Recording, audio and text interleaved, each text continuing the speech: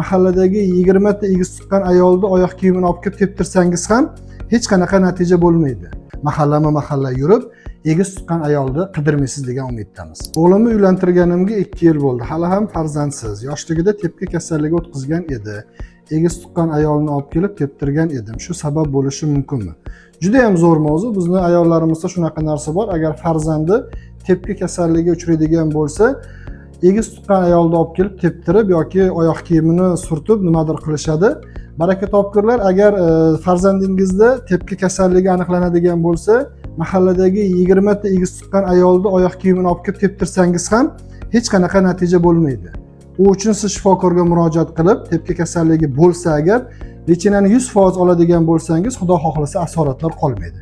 Bila oling, tepki kasalligi juda ham ko'p foiz hollarda sizni farzandingizni farzandsiz bepusht qilib qo'yadi. Bu tajribada juda ham ko'p isbotlangan. O'shaning uchun har xil eskilik sarqitlardan foydalanmasdan to'g'ri shifokorga murojaat qiling. Agar bu haqida sizga to'liq ma'lumotlar kerak bo'ladigan bo'lsa, klinikamizga murojaat qilishingiz mumkin. Biz sizni kutib qolamiz. Bu yog'iga endi ishonamiz. Agar farzandingizda tepki kasalligi bo'ladigan bo'lsa, mahallama-mahalla yurib, egiz tuqqan ayolni qidirmaysiz degan umiddamiz.